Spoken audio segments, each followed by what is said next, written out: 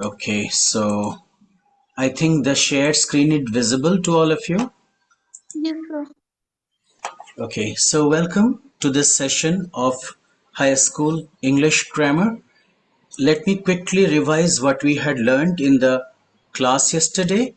We learned what is a sentence, we defined sentence, we learned different kinds of sentences like assertive sentence or statements, under which we learned about affirmative negative, we learned about interrogative sentence or questions, we learned about imperative sentence, which is command, request, or entreaty, that is deep request. Then we also learnt about exclamatory sentence which expresses strong feelings. Then we learned about what is the subject, where we learned that subject is the doer of the action or the most important part in any sentence. Tapaswini Mahanti. Okay, so I think you have joined today. Hello, Beda.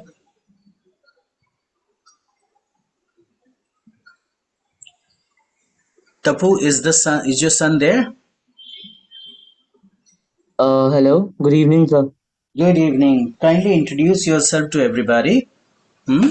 Yes, sir. Just Uh, you good, left e- for class. Yeah.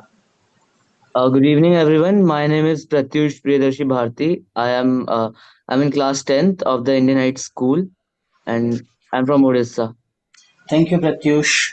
So I will call you by that name because that's the first one, and I like P starting names, huh? Because Yes, my sir. name also begins with P, no? Anyway, so let us continue from there onwards. We in the previous session also we discussed what is a subject and what is predicate. Pratyush, did you get a chance to go through yesterday's record? No, sir. I had sent it in the group where your number is added in the WhatsApp. Whenever you have time, try to cover it up quickly. It will not take much time.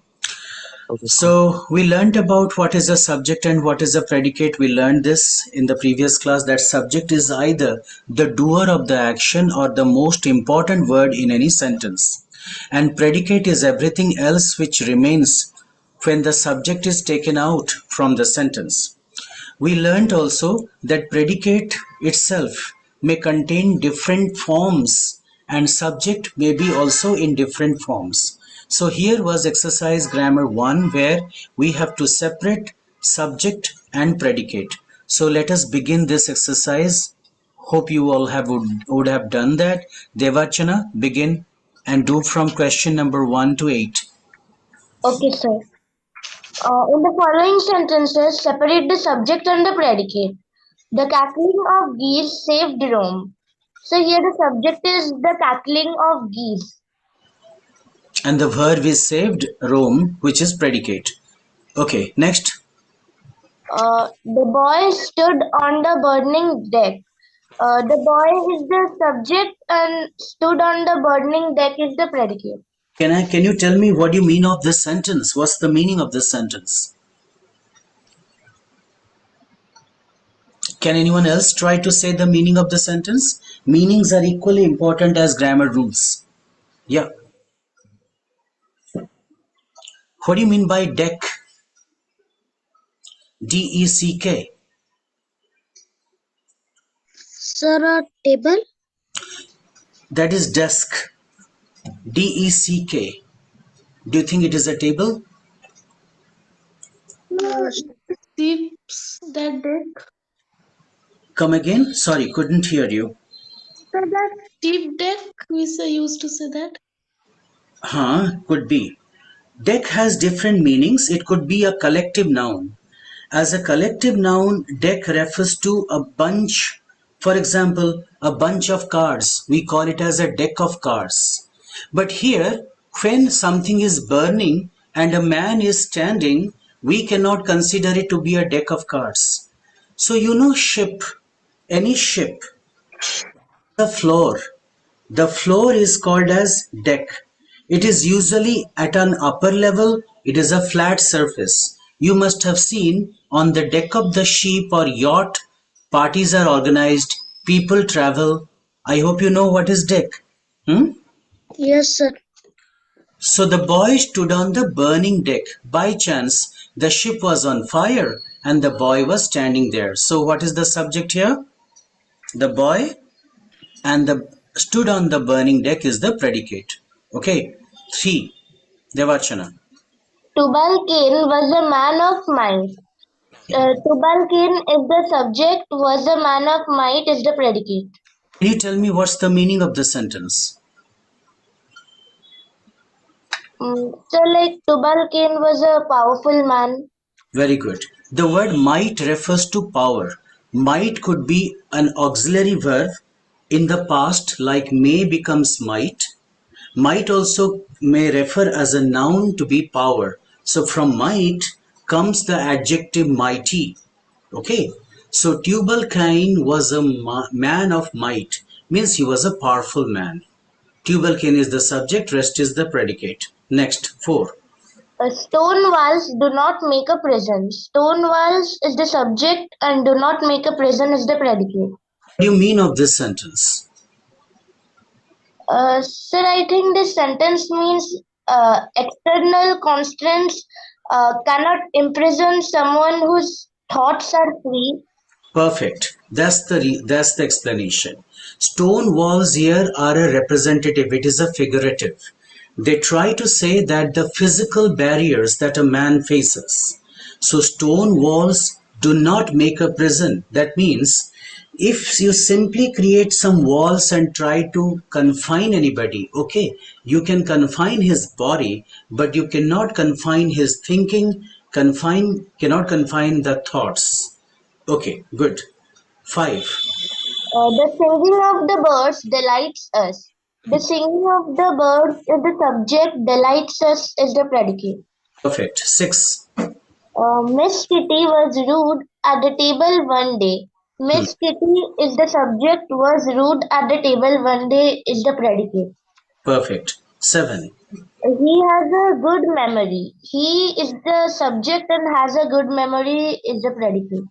But could you just tell me what you mean by the sentence, Miss Kitty was rude at the table one day? What do you mean by the phrase at the table? So, like while eating, Okay, anyone else? May I have an answer from anybody else? See, all of you are expected to participate. I may be discussing with the help of one of your fellow participant, but you all are free to. Excuse me, sir. Ah, Sir, yeah, like Miss Kitty was very angry at the table because the table has done something. no, no, no, not at all. Anyone else? But here the table one day means the kitty was angry about her food. No. Okay, let us understand what does it mean by at the table.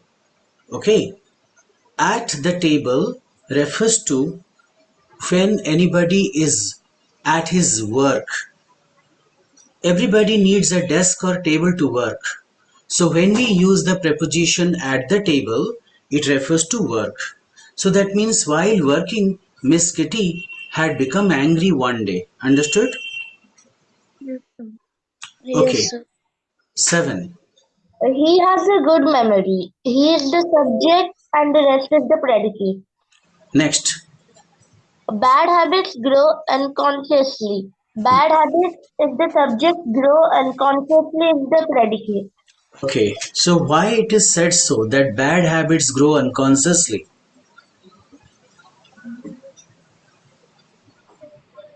Hmm. Sir, I think because we cannot stop doing bad habits. Okay, once we pick up a bad habit, it keeps on growing without even our knowledge. Thank you so much. Now, question number 9 to 16. Pratyush, would you like to try and solve?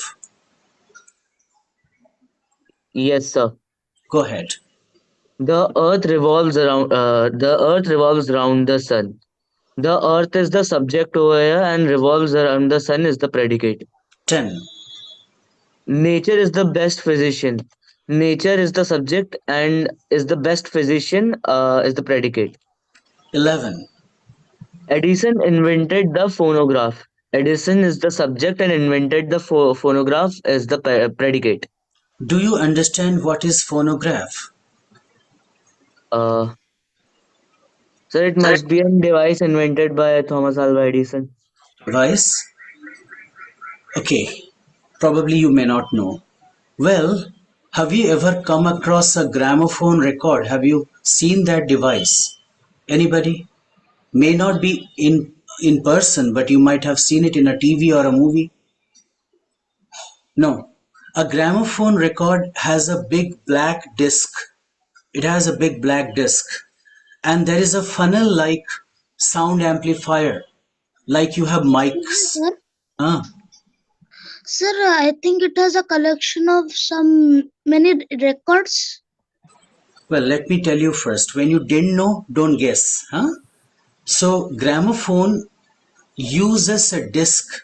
You might have seen that. The black disc has a pointer, and when the pointer bounces, it produces some sound. That sound is magnified, amplified, and that comes like a music. But gramophone record is the second machine. Previously, Thomas Edison, who was an extraordinary inventor, he created a drum like a cylinder. Like for example, you can take this bottle. It looks like a drum. So on the drum, there were scratchings. When this drum rotated, music used to come. Recorded music used to come. That was phonograph. Okay? Yeah, anyway. 12. Um, the sea hath many thousand sands.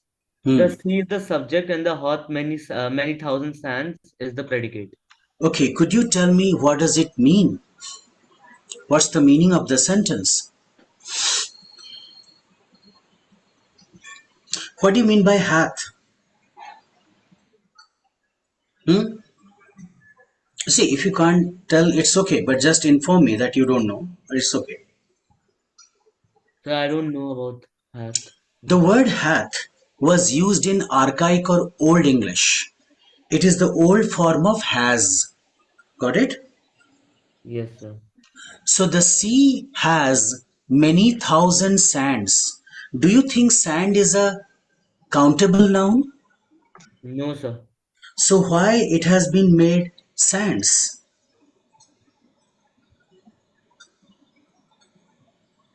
Um, Can anyone else answer?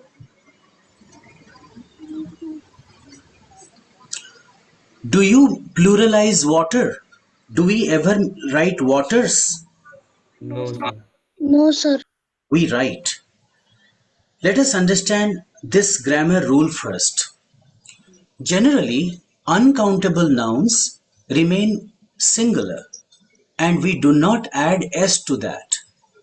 But sometimes in the uncountable noun we can add s. Let me give an example. Sea has water, but we don't have only one sea in the world or one ocean in the world. So each ocean has its own water. So if there is a sentence, he crossed seven waters, what do you mean of it?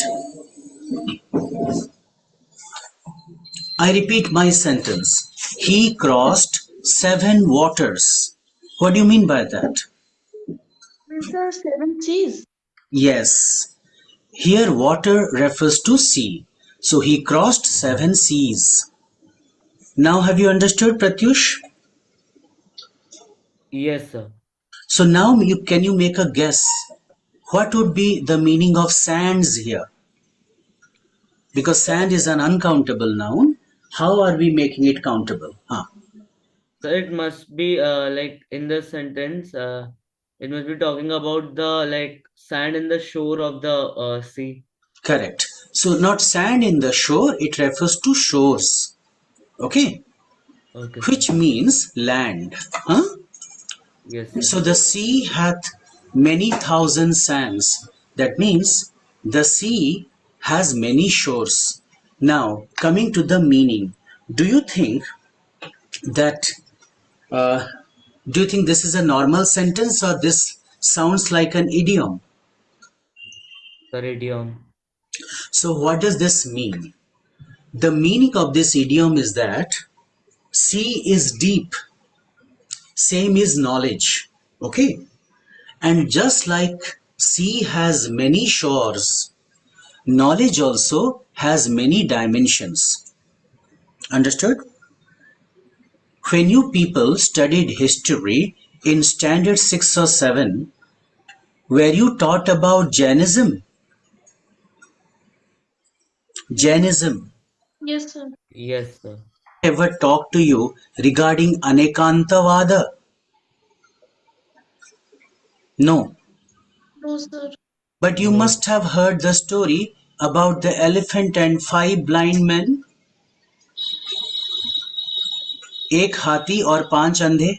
Have you heard this story? Yes, sir. Yes, sir.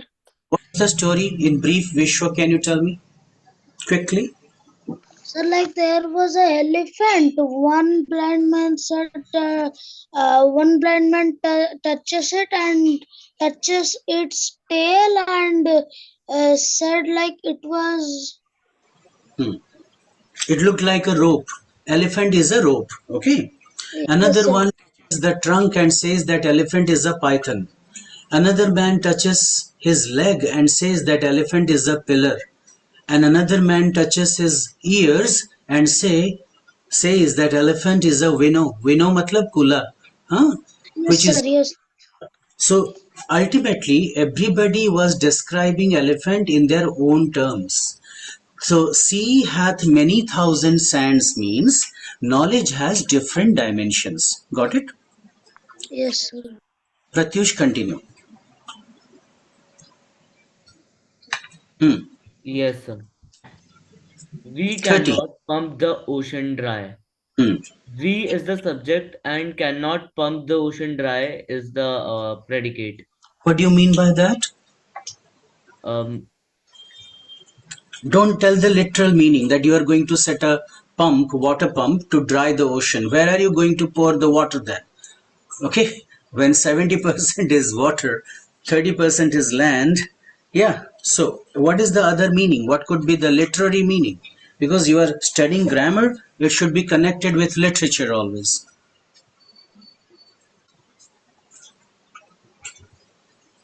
Hmm. then I'm not. So I don't know the meaning of this sentence. Have you ever heard an Odia or Hindi idiom that समंदर से अगर आप चुन्नू भर पानी ले जाते हो तो समंदर का पानी खत्म नहीं होता? कभी सुना है आपने? Yes, sir. What does this mean? So it tells that water will never end. It's infinite. It means you cannot finish a wise man's wisdom. Okay? Clear? It Yes, sir. means you really cannot finish, exhaust a wise man's wisdom. So that is the same idiom here. If there is ocean of knowledge, you really cannot pump it and make it dry. The wise man will always be wise. Huh? 14. The borrowed garments never fit well. Meaning? The borrowed garments is the subject and never fit well is the predicate. Correct answer. Now can you tell me the explanation? The like it says like the garments or the clothes that we borrow from others will never that will never fit well because everyone have has a different size. Okay, that's the meaning. But what is the context? Again, it is an idiom. Okay. See, why I'm discussing the meanings of the sentences with you?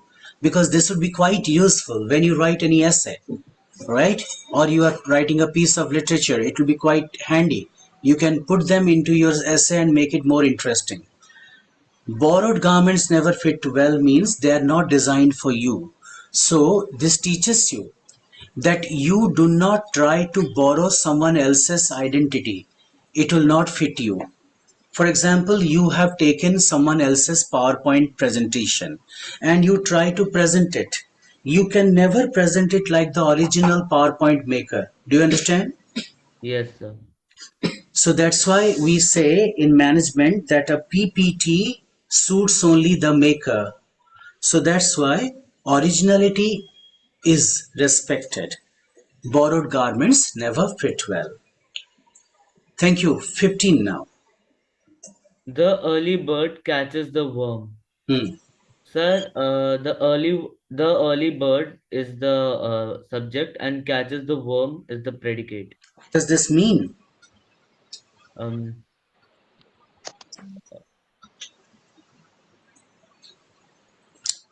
It means that if you are an early riser in the morning, you are going to have many opportunities to be the first in business. Do you understand? yes, sir. Also, it means that if you want to take the advantage of any opportunity, you must reach there early. Got it? Hmm? So early birds catches the. So if somebody says I am an early bird, what does this mean? That means I am He going to wakes up early. be the first person to do that. Thank you so much. Now 16 onwards, I will request Archie do it. Yes, sir. Hmm. All matter is Hmm. indestructible. Sir, can you read that word? Indestructible. Indestructible means that cannot be destroyed. Hmm. Sir, all matter is the subject and indestructible is the predicate. The predicate begins with the verb that is. Is indestructible. So everything, all matter is indestructible. No matter can be destroyed. Can it be destroyed? No, sir. What does science say about it? What does physics say about it? Sir, physics says that the materials can destroy it. That matter cannot be destroyed, cannot be created. Both. Okay. Hmm. At least the classical physics said so. Now we have better options, better things we are trying to do. Anyway, we'll discuss about some other time. 17. Sir, 18. 17. 17, sir. Islamabad is the capital of the Pakistan. Sir, Islamabad is the subject in Rest the is predicate. 18. we should profit by experience. Sir, we is the subject, should profit by experience is the predicate. The meaning of the sentence. So the meaning is that Sir, we can sir it means that we should have our experience whatever we are doing. No. This means that experience teaches us. Experience gives us benefit. Clear? And we should gain by experiencing. See, you may learn many things about science, history, geography, but these subjects are to be experienced, they are not to be studied only. Got it? What's the point of reading geography if you are not going to travel to any hill? You are not going to go to any fountain. You don't go to any river.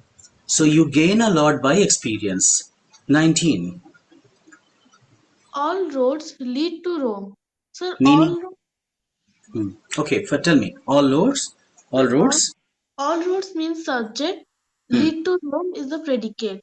What is the meaning of the sentence again? It means that sir, the language that we speak is come only from the Rome No, and no, not that. Anyone else? Does anyone else want to try?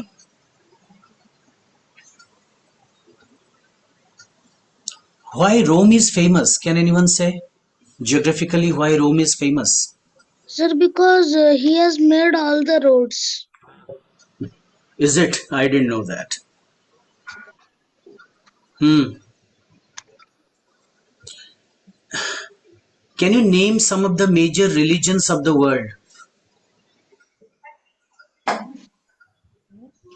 Sir, yes, sir. Sir, Hindu, Muslim, Hmm? Buddhist, Hmm? Hinduism, Hmm? Christianity. So, what is the seat of Christianity? All the Christian religions, fathers, priests come from where? Sir, Rome.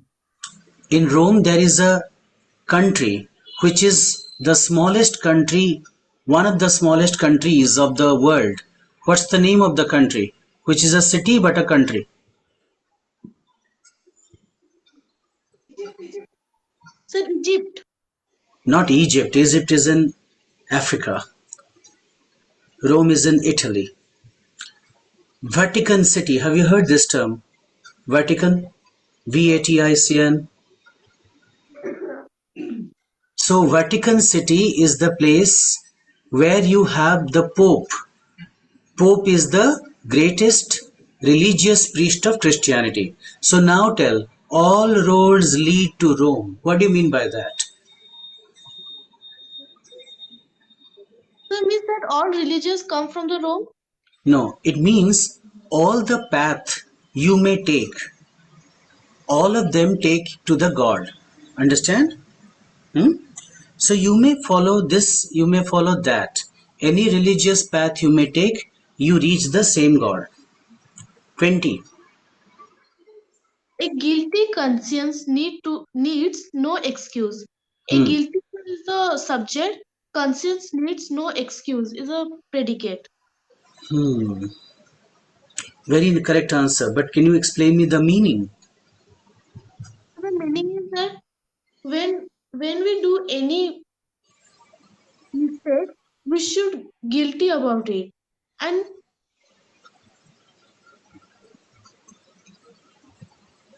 Hmm.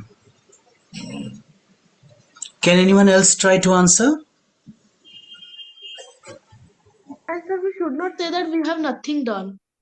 Okay, fine. I got your answer. Anyone else? Any better explanation or better understanding? Why, Devachana, are you silent?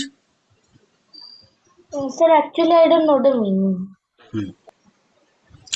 Okay, conscience. What's the meaning of the word conscience? Pratyush, what's conscience?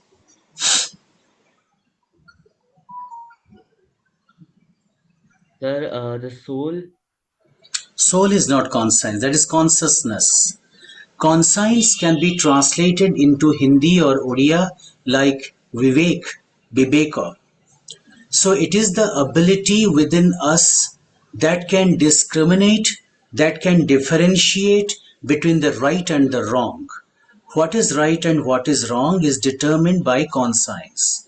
A guilty conscience needs no excuse.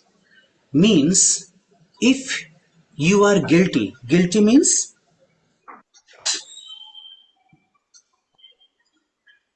Sir, guilty, responsible for. responsible for any wrong. Okay, responsible for anything wrong. जब आपने कोई गलती किया हो और Thank you, आप, sir. हाँ, Sir, can आप, you just tell me the meaning of conscience once again? conscience is the ability, inner ability, innate ability, which discriminates, differentiates between the right and the wrong. जो सही गलत हमें दिखाता है उसे कॉन्साइंस कहते हैं. क्लियर? हम्म. इसीलिए विवेकानंद जो कि उनका बाद का नाम था, what was his first name? Do you know what was the original name of Vivekananda? No, sir. Have you never heard the term Narendranath Datta? Naren. Okay. So anyway, this name Vivekananda was given to him by his teacher, who was Ramakrishna Paramhamsa. So Vivekanand मतलब जिसको विवेक से आनंद मिलता है. Somebody who gets pleasure by following conscience. But what is a guilty conscience? A guilty conscience means you have done something wrong and you realize it. You have done something wrong for which you are guilty and you are able to know that you have done something wrong. So a guilty conscience needs no excuse. इसका मतलब क्या है? What do you mean by excuse? Anyone? Excuse me, sir, to giving explanation that Correct. Excuse means to trying to give explanation. So if you have already realized that you have made a mistake, huh, you don't need to actually give explanations because Realizing the mistake done is the greatest virtue. गलतियां अगर आप करते हो और realise कर जाते हो कि मैंने गलती किया है, ऑलरेडी आपने पछतावा कर लिया, so you don't need any penance, you don't need any repentance. Okay, I hope this is understood. पछतावा अगर कर लिया तो आपको रिपेंट करने की, पश्चाताप की जरूरत नहीं है. Okay, next please. 1. So can I now answer it? हाँ, why 21. not? Do it. The beautiful rainbow soon faded away. The beautiful rainbow is the subject, soon faded away is the predicate. Correct. Thank you so much. 22 to 26 at least. Vishwa, try. Yes, sir. No man can serve two masters. Sir, here no man is the subject and can serve two masters is the predicate. Can you tell me what might be the meaning of this sentence?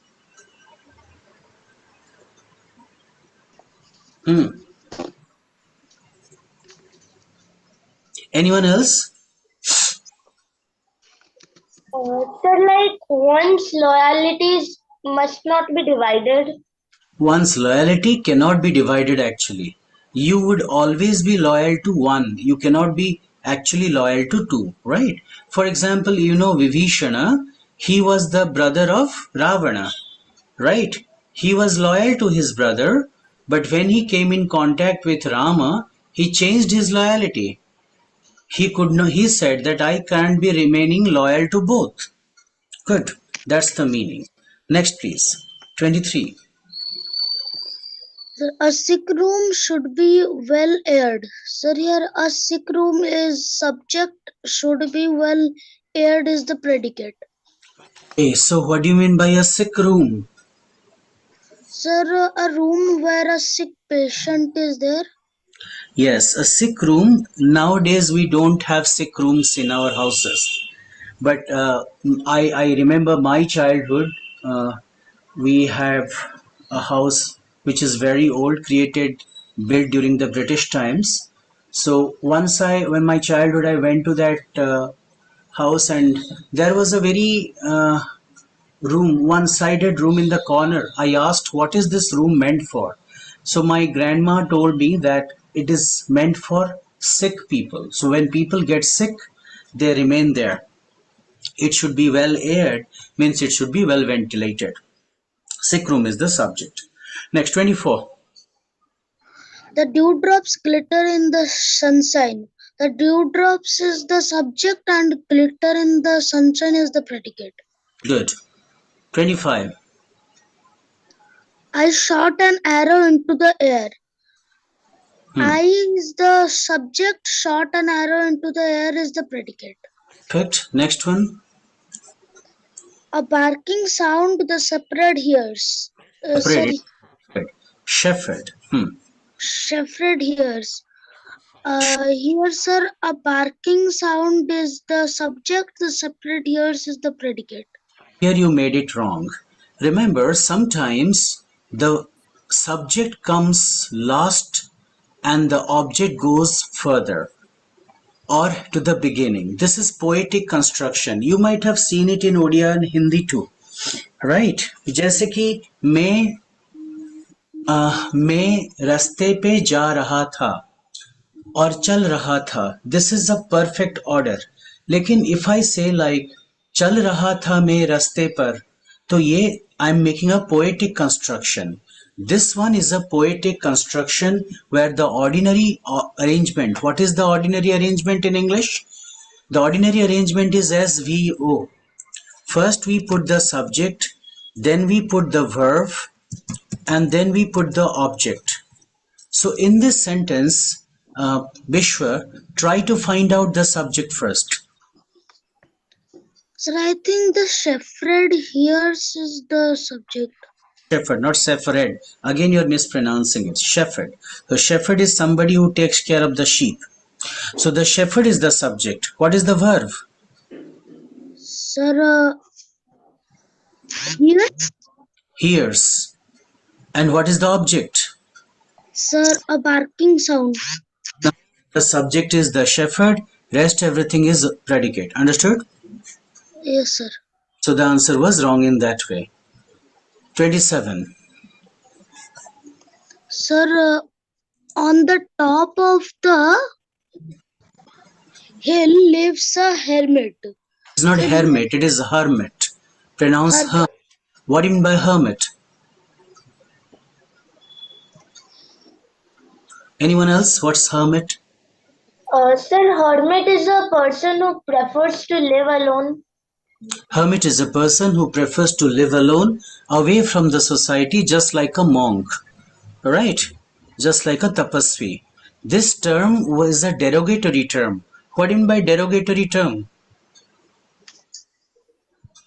derogatory. Derogatory. Meaning? I don't know.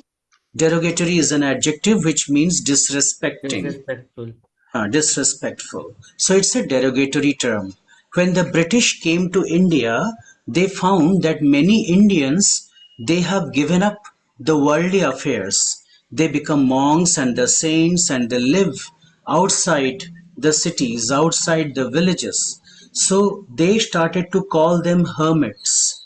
But that's the inappropriate word because Indian spirituality is something different. Okay, let's go to, so that ends chapter 2, and we studied in the last class also chapter 3, where we spent our time to understand what is a phrase and a clause. To this, I just quickly revise that a phrase is a group of words that carries a meaning but doesn't carry a complete sense. It carries a meaning but does not carry a complete sense. It's called as a phrase. And I told you last class that the phrase could be used as a subject, the phrase could be used as an object, it could be a noun phrase, it could be a verbal phrase, it could be an adjectival phrase, it could be an adverbial phrase. That means a group of words used as a subject, noun, a group of words used as an object, noun, a group of the words can be used adjective or an adverb. We discussed about phrases yesterday. Then we discussed what does it mean by clause. So we know that a simple sentence is a sentence where there is only one subject and one verb, while a complex sentence is a sentence where you have more than compound, sorry. A compound sentence is a sentence where you have more than one subject and more than one verb. And clause is a part sentence. Clause is a part sentence of a compound sentence. So this much we had discussed in the previous session. Yes or no? We discussed about parts of speech and we learnt about definition. Quick revision of definition. Noun is a naming word for anything, place, person, even an idea. Adjective is a qualifier word for a noun or another adjective. Pronoun is a word replacing the noun for the sake of avoiding repetition of the noun. Verb is an action word and a word that indicates existence or possession. Adverb is a qualifier word or describing word for a verb or any other adjective or adverb. Preposition is a connecting word that decides the position or relation of a phrase or a word to the main part of the sentence. Conjunction is a word that tries to join two words, two phrases, or two sentences at least. Interjection is a special word or a phrase that is exclamatory in nature and tries to convey a call out, an address, or any emotion. So this is what we discussed yesterday and with some examples also. Towards the end, I told that in modern grammar we have a concept called as determiner. Who can tell me? Because some of you, at least some of the students are absent today, but some of you were present yesterday. So could you tell me what do you mean by the word determiner? Determiner means what? Ma'am, sir, determiners is the part. It comes under the parts of speech, the just like the articles and the determiners in other parts of speech. Okay. But to understand what is a determiner, we need to understand that it is a specific word that is used to determine. What do you mean by determine? To limit the scope, to limit the meaning. For example, like you mentioned with some examples, a and the, these are articles.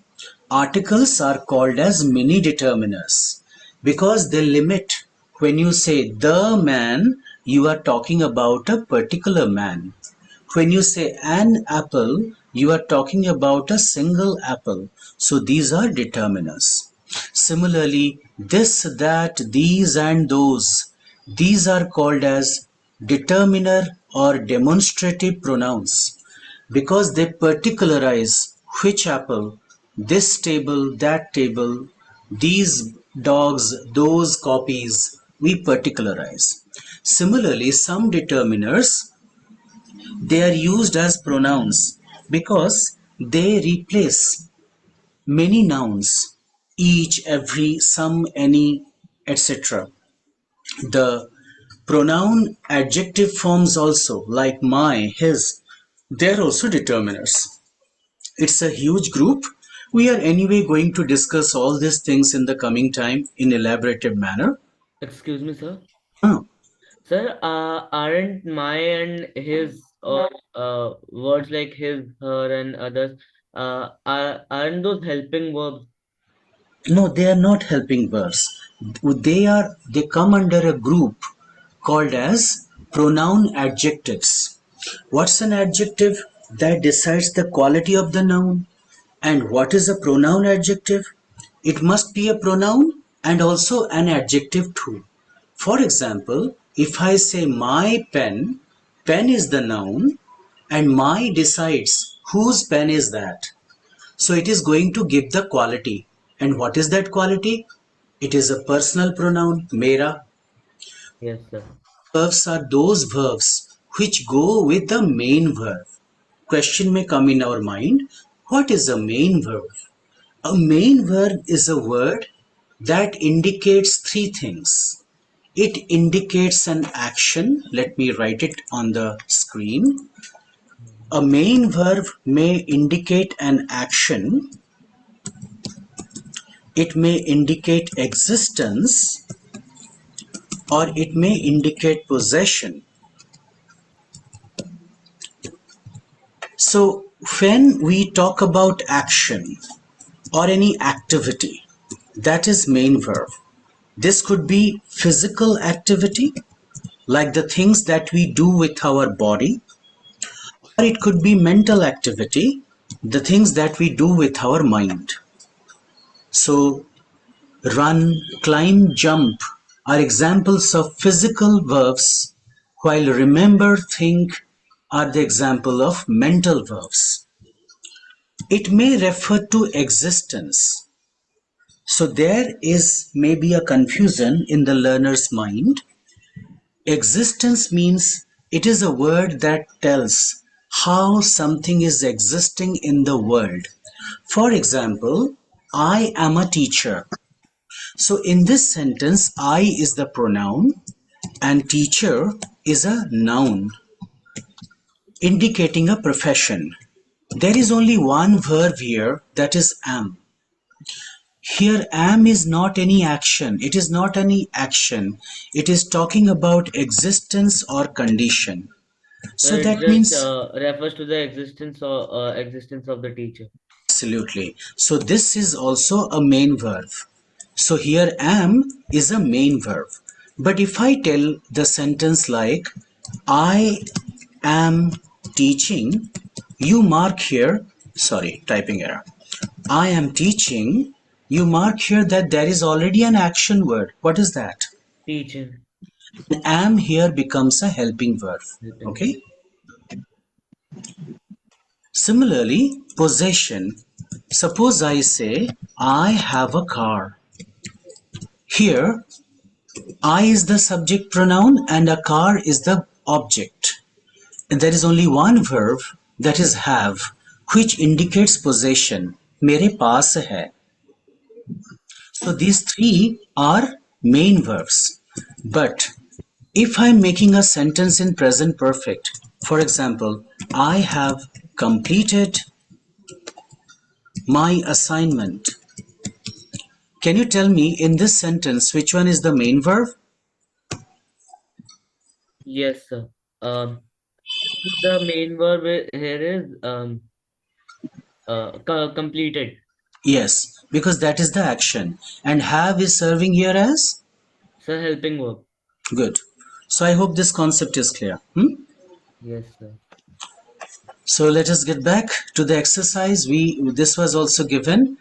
You have to identify what is the nature of the italicized word in the following sentences, and you need to also give a reason that why do you think it's a verb, or why do you think that it's an adverb or adjective.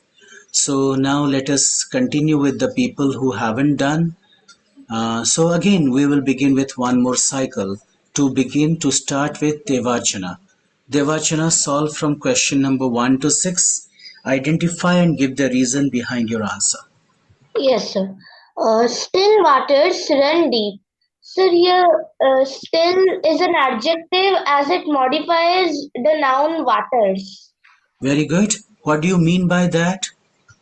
So, like someone who seems to be unemotional is interesting and complex. So still waters means the people who do not shout, yell, throw tantrums much.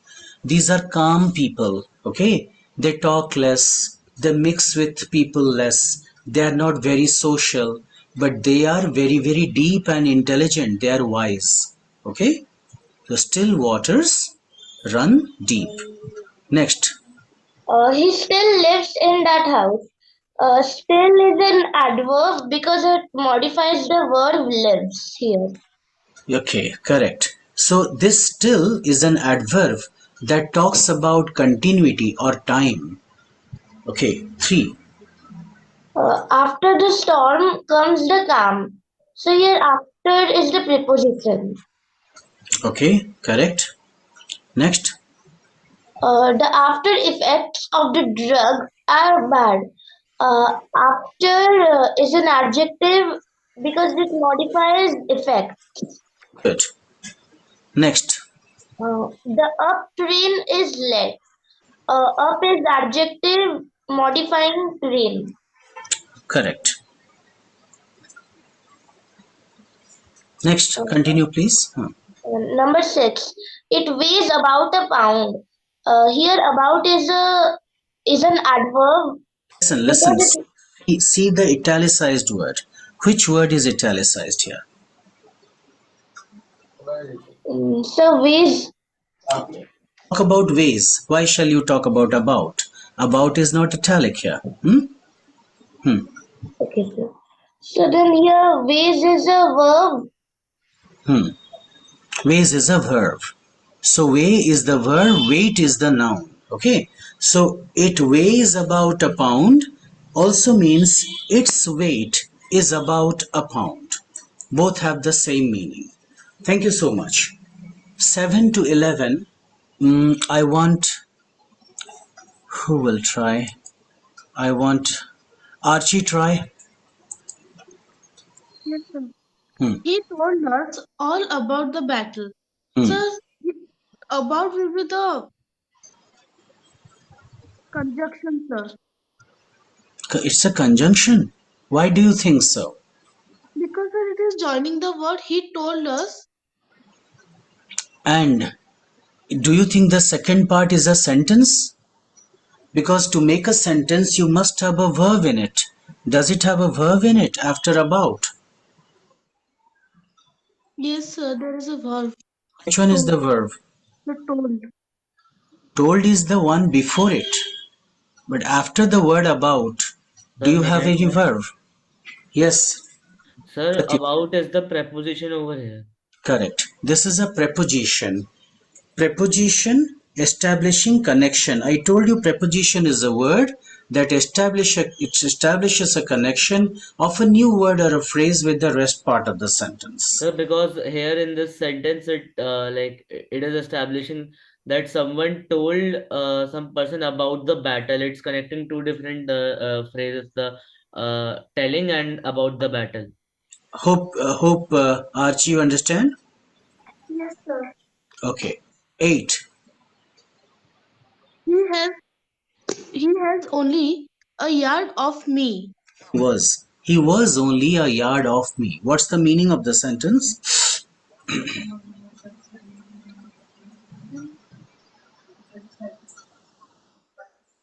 I'm unable to answer it.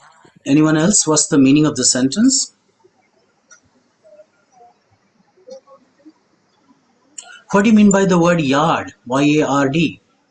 The garden. Yard means an open space. That is one meaning. This open space could be in the front of your house, so you call it as a front yard.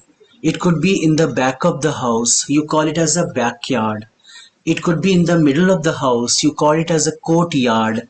But this yard is not the same. Yard also has another meaning called gaja. Have you ever heard the term gaja? It's a measurement unit. No. No, sir. No, Hmm. sir. Okay. Can you tell me who was the ruler when Humayun was in Persia? Akbar's father, he had to flee away because his brothers fought against him. He went to Persia. Who was ruling Delhi then? Can you remember from your history lessons? Nobody. Then I think Sher Shah. Correct answer. It was Sher Shah Sur. Why I'm telling his name here? Because he is the person who created this unit. He called it as Sikandari Gaja. Actually, this unit was created by one of his ministers. This minister not only worked with Sher Shah, he also worked with Akbar. He was a Hindu king but was serving these emperors. Do you know his name? His name was Todarmal, Raja Todarmal. So anyway, so Sher Shah Sur's time, they created a unit called as Sikandari Gaja or Sikandari Gaj, which was later on converted into a British unit when the British came to India and they made it yard. A yard is equal to 3 feet. Okay, approximately 3 feet. So now the sentence has a meaning. He was only a yard off me. Here, the word OFF off is italic. So what is the nature of the word? Who was answering? I think Archie. Sir. Hmm. Sir, here it means.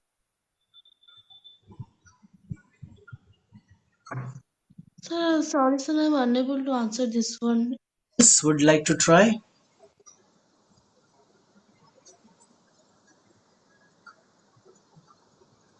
Hmm.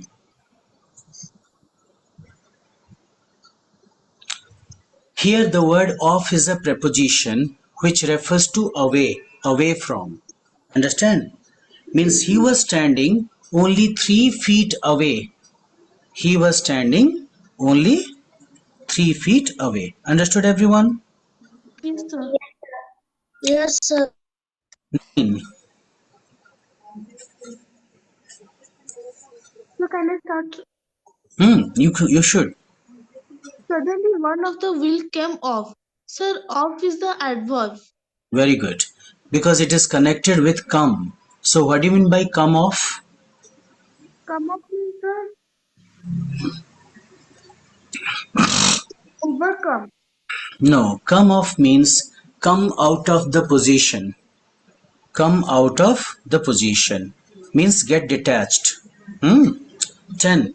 Try 10. Mohammedans fast in the month of Razaman. Sir, fast is a verb. Where it is written Mohammedan, it is written Muslims. How did you write Mohammedans? You created it. Okay. Sir, Muslims. Oh, in sir, your book it is Mohammedan, is it? yes, yes, sir. Fine. It's okay. There are few editions of the book. Muslims first in the fast in the month of Ramjan. So fast is Verb. verb here. Thank you. 11 onwards, Vishwarup will try. Sir, Vishwaranjan, 11. my mistake. He kept the fast for a week. Sir, here fast is the noun. Okay. 12. Now I think all of you know Ramzan is going on. Huh? Next, huh? He is on the committee. Sir, here on is the adjective. No, not at all. Pratyush, what is on here? Sir, is it an adverb? On the committee. So there is an object immediately after that. The preposition. Yeah, it's a preposition. Okay?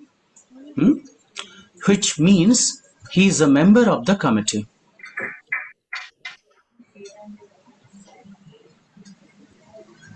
Vishwa, continue. So let us move on. Sir, here on is preposition. अरे उल्टा कैसे कर सकते हो आप? Let us move on. Do you find any object after on? Is there any object after on? No, sir. So it is modifying move. Move on. What is it? Something which modifies a verb. Sir, adjective. Something which modifies a verb is called adverb. Sir, adverb. Okay. 14 to 16 Pratyush, complete it.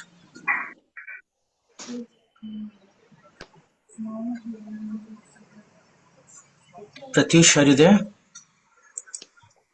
Yes, sir. Sir, from which number should I read? 14 to 16. 14 to 16. Okay. Sit down and rest a while. So while here is a adverb of time. Very good. 15. I will watch while you sleep. So this is also an adverb. No, no, no. It's not an adverb. There are sentences. I will watch you sleep. So what is why? So it's a preposition. Again, you are missing the point. The conjunction. Conjunction. When two sentences are joined with a word, we call that conjunction. All right? Yeah. Then They while away their evenings with books and games. what do you mean by the phrase "while away"? Sir,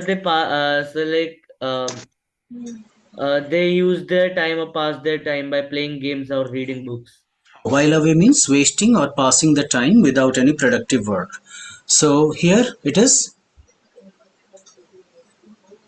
What's the nature? Sir, of while. Right? While what's the nature of the word while here in sentence number 16? While away. Bullet number 16. Sir, it's a verb. It's a verb, correct. Thank you. Thank you very much. Wonderful participation. I loved it. The way you tried to attempt. And perfection comes with practice, no doubt. Now here we have chapter 5 that deals with noun. I guess all of you must have the book. So try to cover the book of the chapter of nouns on your own so that I can discuss very briefly and we can barge into the exercises. Try to complete only one chapter, chapter 5. But if you are able to complete it in 10-15 minutes, then don't hesitate to also read chapter 6. Okay? And we will discuss in the next class regarding nouns. In Excuse every me, sir. week you will have, let So me, which book is it? Wren and Martin, Okay, sir. English Grammar and Composition by Wren, W-R-E-N and Martin. So that is the standard textbook I prescribe because in order to study grammar you need to have a textbook. Okay. So if you have it, good, keep it with you. If you don't have it, it's a good buy.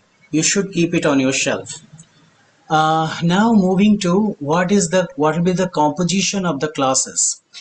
The classes I will take will be maximum 4 in a week, but for this week I am going to take class every day because I'll be going for a leave for a few days. So you will have classes continuously, most probably up to Saturday. So be there. One, every week you will have two classes for grammar, one class for vocabulary, reading and comprehension, and one class would be for composition. So tomorrow I will have again a grammar class. Please cover section chapter 6 and chapter 5, that is noun.